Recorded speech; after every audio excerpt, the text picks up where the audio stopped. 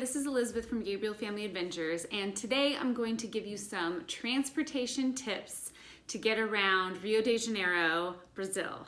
So we just got home from a week. We spent 6 nights in Rio and we spent 1 night in Sao Paulo.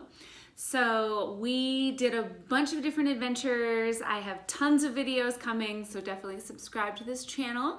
And getting around Rio, so if you stay in kind of the main part of Rio de Janeiro is huge. It has 6 million people that live there, but kind of the main tourist areas are from Leblon, Ipanema, Copacabana, over around to Botafogo. Those are kind of the main tourist areas that a lot of people come and go to the beach and go shopping and do all that stuff. So when you're there, the best way to get around is Uber.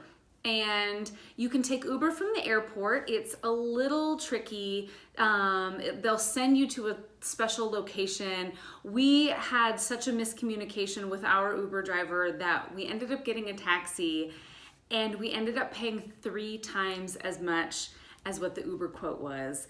And once we kind of got our bearings and got a little more comfortable, translating some Portuguese and stuff like that, we really regretted the decision to take the taxi because we for sure paid the tourist price to get from the airport to our rental Airbnb. But once we were in, we were staying in Ipanema, and we went all over the place. You can walk to a lot of places, but we used Uber. When you convert the Brazilian real to US dollars, it's about 4 to 1. So most of the places we went to literally cost us between $1.50 US and $3 US for the 4 of us to take an Uber. And when you call an Uber, because they are so prevalent in the city, you will get one within 5 minutes or less. Usually they're a block or 2 away. Now it does depend on traffic, and certain times a day it's a lot more trafficy than other times a day, so it might take a few extra minutes, but we used it multiple times a day. And in Rio and then again in Sao Paulo, we used it to get from the airport to our hotel. So fast, so easy, so cheap. Now there are a couple things to know about Uber. We were traveling, there were 4 of us, so we had a lot of suitcases, and so we ordered an Uber Black during one of I think we were going to the airport, and it was a Nissan Sentra.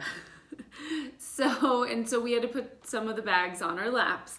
So just know that sort of the levels of cars are just different. So there is an option sometimes for a larger car, and it specifically says that it's a larger car, so definitely pick that if you have a lot of bags. You're not going to be getting, the big Escalades and stuff if you order an Uber Black in the United States. It's just different. The cars are smaller.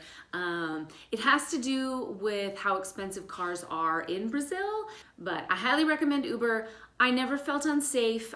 We didn't stay out super duper late at night, and there were 4 of us, but we never felt unsafe. Uber, what's nice is, you put in your address, and so you can watch to make sure that you're going where you're supposed to. The other way you can get around, there's 2 other options for you. You can walk, like I said, there's a lot of walking, and there's actually a walking trail that can take you all the way from the stadium all the way down to Leblon. And that trail, you see a lot of walkers, runners, and you see people on scooters. So there are electric scooters all over the place, and it's through the company Lime, which is also common in the United States and other parts of the world. So we did try our hand at using the Lime scooters one day. All right, so our bike tour got canceled, so we are going to try our hand at a scooter. So we downloaded the Lime app, and now we're gonna try to rent them and not crash and kill ourselves. And you download the app on your phone just like you would, Uber or anything else, and it walks you through how to reserve the bike or reserve the scooter and where they're located, and they're located all over the place. So right around the corner from our Airbnb, there was a whole lineup of scooters. They were fully charged. So we were able to get the app, kind of download everything so we could, start our scooters.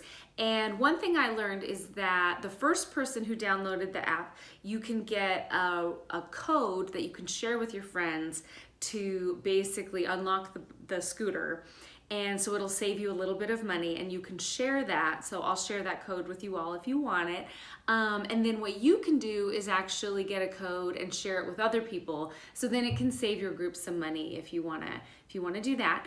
And then you can use your scooter for as long as you want. It charges you by time, and we took it out to brunch. And a little word of warning, getting the scooter started, so once it's on and you'll see that the power's on, it won't go right away. So you kind of need to give it some momentum. You need to give it a little bit of a push and then take off on the scooter. It's really easy to use. I didn't feel super secure with it because I'm a clumsy person.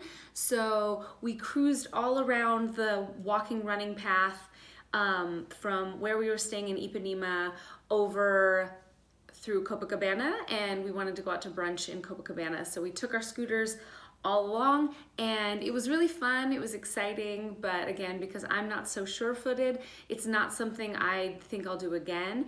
But using the Lime app is really simple, and so I enjoyed that, and I enjoyed not having to struggle with some kind of translation when it comes to trying to use the device. And when you're done using it, you can just park your scooter, you take a photo of it, and you log off of your account, and then you're free to go and you're not going to get charged after that. So simple, easy process. If you like electric scooters, I definitely recommend it. It's an easy way to get around Rio. Another transportation tip for Rio, if you're thinking about how you want to get around and maybe you don't want to use an Uber, maybe you don't want to use an electric scooter, there's also the option of renting just a traditional bicycle. And the bikes there, you'll find them all over, especially in the major tourist areas. On the other side of our Airbnb, there was a huge lineup of orange bikes. And what you can do is you just go up to, they have kind of a stand, and you can book one bike, you can book two bikes, up to four. And so one card can pay for everything. You can select your language to get started, and so we were able to select English, so it was a little easier for us. And it just walks you through the process, just like renting a bike anywhere else. It's very simple. They give you a code, the code unlocks the bike. The only tricky thing comparing renting the bike to renting, say, an electric scooter is that you do need to find somewhere to drop it off. So you need to go find another bike stand in order to lock it in place, but they're all over. So they're really easy to find, especially if you're in kind of the major areas where it's high, densely populated. But I really loved using the traditional bike. I'm really comfortable on the bikes. You can stop and pull over. We stopped and got a beer at one point. They have a part of the front of the bike with some bungee cords so you can put your bag there so you don't have to worry about holding that. And it was pretty inexpensive. Overall, I would say I believe Uber for our group of four was the least expensive way to get around, but sometimes it's really fun to be outside, riding a bike or taking a scooter and having other options to get around. But overall, I enjoyed the bike the best. It was very simple, and I strongly recommend it if you're trying to find your way around Brazil. There's a lot of great bike paths, so it seems very safe, and you can have a lot of fun. So if you have any questions or comments, please don't hesitate to put those below, and subscribe to this channel for more adventures in the future. Thank you. Biking through Rio, Copacabana. There's bike trails along the coastline. I'm in my happy place. If you can get me on a bike, I can get anywhere.